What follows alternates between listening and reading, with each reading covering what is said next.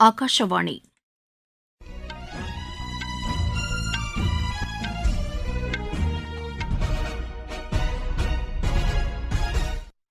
செய்திகள் வாசிப்பவர் வடிவழகி கபிலன். தலைப்புச் செய்திகள்: இந்தியா செஷல்ஸ் இடையேயான நல்லுறவு பொன்விழாவை கொண்டாடும் தருணத்தில் அந்நாட்டு அதிபரின் வருகை அமைந்திருப்பதாக குடியரசுத் தலைவர் திருமதி திரௌபதி முர்மு தெரிவித்துள்ளார்.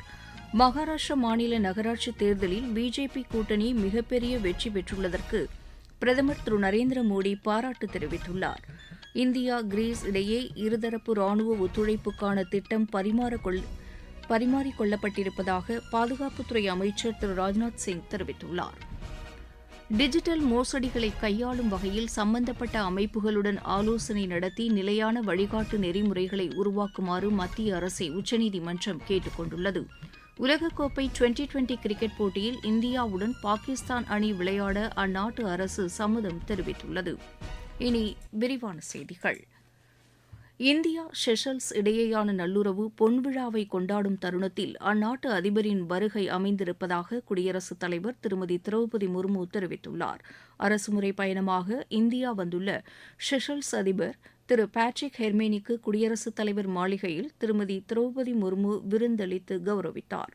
அவரை வரவேற்று பேசிய குடியரசுத் தலைவர், பன்முகத்தன்மை மற்றும் ஜனநாயகத்தில் நம்பிக்கை கொண்ட இந்தியாவும் செஷல்ஸும் பல்வேறு தகவல்களை பரிமாறிக்கொண்டதாகவும், இந்திய பெருங்கடல் பகுதியில் அமைந்துள்ள அந்நாட்டுடன் ஆழமான கலாச்சார உறவுகளை இந்தியா கொண்டிருப்பதாகவும் கூறினார். வளர்ச்சிக்கான பொருளாதார உறவுகள், இருதரப்பு பாதுகாப்பு போன்றவற்றில் ஒத்துழைப்பை மேலும் வலுப்படுத்தும் நோக்கில் இந்தியா செயலாற்றி வருவதாகவும் திருமதி திரௌபதி முர்மு குறிப்பிட்டார். மகாராஷ்டிரா மாநில நகராட்சி தேர்தலில் பிஜேபி கூட்டணி மிகப்பெரிய வெற்றி பெற்றுள்ளதற்கு பிரதமர் திரு நரேந்திர மோடி பாராட்டு தெரிவித்துள்ளார்.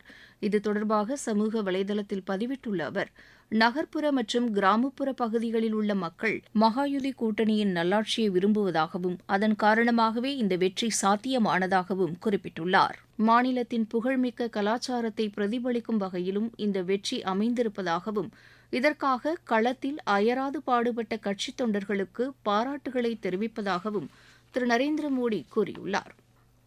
இந்தியா கிரீஸ் இடையே இருதரப்பு ராணுவ ஒத்துழைப்புக்கான திட்டம் பரிமாறிக்கொள்ளப்பட்டிருப்பதாக பாதுகாப்புத்துறை அமைச்சர் திரு ராஜ்நாத் சிங் தெரிவித்துள்ளார். இது தொடர்பாக சமூக வலைதளத்தில் பதிவிட்டுள்ள அவர், இரு நாடுகளுக்கும் இடையே பாதுகாப்பு தளவாடத்துறையில் ஒத்துழைப்பை வலுப்படுத்துவதற்கான கூட்டு பிரகடனம் கையெழுத்திடப்பட்டிருப்பதை சுட்டிக்காட்டியுள்ளார்.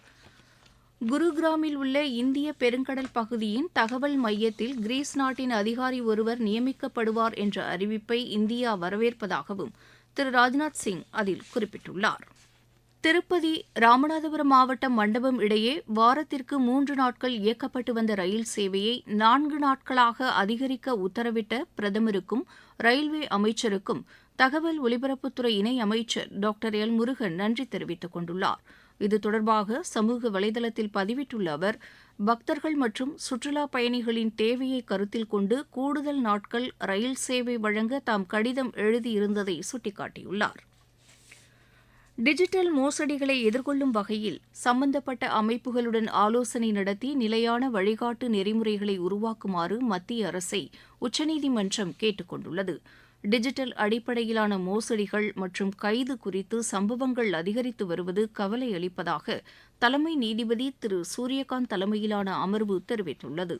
சுமார் 54,000 கோடி ரூபாய் அளவுக்கு டிஜிட்டல் மோசடிகள் நடைபெற்றிருப்பதாக வெளியாகியுள்ள தகவலை நீதிபதிகள் சுட்டிக்காட்டியுள்ளனர். இதுபோன்ற கணினி அடிப்படையிலான மோசடிகளை தடுப்பதற்கு வங்கிகள் முக்கிய பங்காற்ற வேண்டும் என்றும் அவர்கள் வலியுறுத்தியுள்ளனர். வங்கி வாடிக்கையாளர்களிடம் டிஜிட்டல் மோசடி தொடர்பான விழிப்புணர்வு ஏற்படுத்த வேண்டியது வங்கிகளின் கடமை என்றும், ரிசர்வ் வங்கி, தொலைத்தொடர்புத்துறை மற்றும் சம்பந்தப்பட்ட அமைப்புகள் ஆலோசனை நடத்தி மோசடிகளை தடுக்க நடவடிக்கை எடுக்க வேண்டும் என்றும் நீதிபதிகள் கேட்டுக் கொண்டுள்ளனர். நீங்கள் கேட்டுக்கொண்டிருப்பது ஆகாஷவாணியின் செய்தி அறிக்கை. ஊரக வளர்ச்சிக்கான புதிய அத்தியாயம். வளர்ச்சியடைந்த இந்தியாவிற்கான ஊரக வேலைவாய்ப்பு உறுதி மற்றும் வாழ்வாதார சட்டம். இந்த சட்டம் வருடத்திற்கு 125 நாட்கள் வேலையை உறுதி செய்கிறது. இதில் வாரந்தோறும் ஊதியம் வழங்கப்படுவது கட்டாயமாக்கப்பட்டுள்ளது. பணி முடிந்த 15 நாட்களுக்குள் ஊதியம் வழங்குவதை உறுதி செய்வதற்கான அம்சங்களும் இதில் இடம்பெற்றுள்ளன. ஊதியம் காலதாமதமாக வழங்கப்பட்டால் அதற்கான இழப்பீட்டுத் தொகைக்கும் இதில் வகை செய்யப்பட்டுள்ளது. வளர்ச்சியடைந்த இந்தியாவிற்கான பயணத்தில் மோடி அரசு தொடரும் சீர்திருத்த நடவடிக்கைகள்.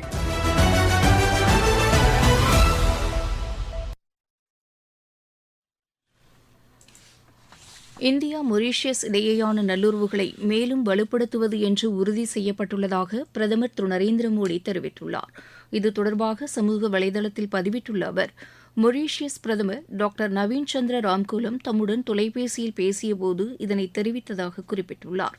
கடந்த ஆண்டு வாரணாசியில் அவரை சந்தித்தது முதல் தற்போது வரை இரு நாடுகளுக்கும் இடையேயான நல்லுறவில் ஏற்பட்டுள்ள முன்னேற்றங்கள் குறித்து விரிவாக விவாதித்ததாகவும் பிரதமர் குறிப்பிட்டுள்ளார். இரு நாடுகளுக்கும் இடையேயான ஒற்றுமை, மக்கள் நலனை அடிப்படையாக கொண்ட உறவுகள் மற்றும் வரலாற்று சிறப்புமிக்க இருதரப்பு உறவுகளை வலுப்படுத்துவது என முடிவு செய்யப்பட்டதாக அவர் அதில் கூறியுள்ளார்.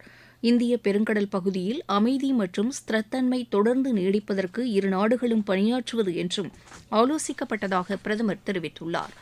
அடுத்த வாரம் செயற்கை நுண்ணறிவு தொழில்நுட்ப உச்சி மாநாட்டுக்கு இந்தியா வரும் திரு ராம்கூலத்தின் வரவை தாம் எதிர்நோக்கி இருப்பதாக திரு நரேந்திர மோடி குறிப்பிட்டுள்ளார். மக்களவை நடவடிக்கைகள் சுமூகமாக நடைபெற எதிர்க்கட்சிகள் ஒத்துழைப்பு அளிக்கவில்லை என்று நாடாளுமன்ற விவகாரங்கள் துறை அமைச்சர் திரு கிரண் ரிஜிஜூ குற்றம் சாட்டியுள்ளார்.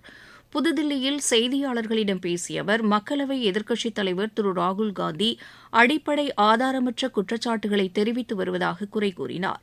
மக்களவைத் தலைவருக்கு எதிராக எதிர்க்கட்சிகள் கொண்டு வந்துள்ள நம்பிக்கையில்லா தீர்மானம் காரணமாக எவ்வித பாதிப்பும் ஏற்பட போவதில்லை என்றும் திரு கிரண் ரிஜிஜூ தெரிவித்தார்.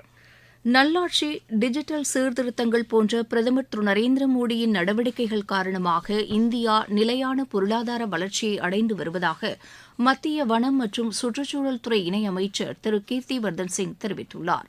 நாகாலாந்து மாநிலம் கொஹிமாவில் செய்தியாளர்களிடம் பேசிய அவர், கோவிட் பெருந்தொற்று காலத்திலும் நாட்டின் பொருளாதார வளர்ச்சி நிலையாக நீடித்து வந்ததை சுட்டிக்காட்டினார்.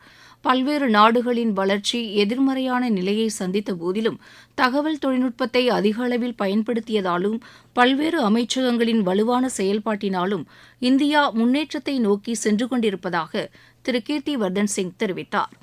தாய்லாந்தில் நடைபெற்ற பொதுத் தேர்தலில் பிரதமர் திரு அனுடின் சான் விராட்குல் தலைமையிலான பூம் ஜெய்தாய் கட்சி ஆட்சி அமைக்கக்கூடிய வகையில் பெரும்பான்மை பெற்றுள்ளது. 94% வாக்குகள் எண்ணப்பட்ட நிலையில் மொத்தம் 500 உறுப்பினர்கள் கொண்ட நாடாளுமன்றத்தில் பூம் ஜெய்தாய் கட்சி 174 இடங்களில் வெற்றி பெற்றுள்ளது. இதற்கு அடுத்தபடியாக மக்கள் கட்சி 87 இடங்களிலும், பியூதாய் கட்சி 58 இடங்களிலும் வெற்றி பெற்றுள்ளன. உலகக்கோப்பை டுவெண்டி கிரிக்கெட் போட்டியில் இந்தியாவுடன் பாகிஸ்தான் அணி விளையாட அந்நாட்டு அரசு சம்மதம் தெரிவித்துள்ளது. பங்களாதேஷுக்கு ஆதரவு தெரிவிக்கும் வகையில் இந்த போட்டியில் இந்தியா பங்கேற்கும் ஆட்டங்களில் விளையாடப் போவதில்லை என பாகிஸ்தான் கிரிக்கெட் வாரியம் ஏற்கனவே அறிவித்திருந்தது. பாகிஸ்தான் கிரிக்கெட் அணி நிர்வாகத்துடன் ஐசிசி நடத்திய பேச்சுவார்த்தையில் இந்தியாவுடன் விளையாடுவதற்கு ஒப்புதல் அளிக்கப்பட்டது. நட்பு நாடுகளின் கோரிக்கைகளை ஏற்று இந்த முடிவை எடுத்திருப்பதாக பாகிஸ்தான் அரசு தெரிவித்துள்ளது. இதனிடையே அகமதாபாத்தில் நேற்று நடைபெற்ற கனடாவுக்கு எதிரான ஆட்டத்தில் தென்னாப்பிரிக்கா 57 ரன் வித்தியாசத்தில் வெற்றி பெற்றது. சென்னையில் நடைபெற்று வரும் சர்வதேச சேலஞ்சர் டென்னிஸ் போட்டியில் இந்தியாவின் பிரஜ்வால் தேவ், நிதின்குமார் சின்ஹா இணை காலிறுதிக்கு முன்னேறியுள்ளது. ஆடவர் இரட்டையர் பிரிவு முதல் சுற்று ஆட்டத்தில் இந்த இணை 7-6, 6-1 என்ற செட் கணக்கில் ரஷ்ய இணையை வென்றது. இப்போட்டியின் மற்றொரு ஆட்டத்தில் சசிகுமார் முகுந்த், இங்கிலாந்தின் ஜாய் கிளார்க் இணையும் காலிறுதிக்கு முன்னேறியுள்ளது. மீண்டும் தலைப்புச் செய்திகள். இந்தியா செஷல்ஸ் இடையேயான நல்லுறவு பொன்விழாவை கொண்டாடும் தருணத்தில் அந்நாட்டு அதிபரின் வருகை அமைந்திருப்பதாக குடியரசுத் தலைவர் திருமதி திரௌபதி முர்மு தெரிவித்துள்ளார். மகாராஷ்டிரா மாநில நகராட்சி தேர்தலில் பிஜேபி கூட்டணி மிகப்பெரிய வெற்றி பெற்றதற்கு பிரதமர் திரு நரேந்திர மோடி பாராட்டு தெரிவித்துள்ளார். இந்தியா, கிரீஸ் இடையே இருதரப்பு ராணுவ ஒத்துழைப்புக்கான திட்டம் பரிமாறிக்கொள்ளப்பட்டிருப்பதாக பாதுகாப்புத்துறை அமைச்சர் திரு ராஜ்நாத் சிங் தெரிவித்துள்ளார்.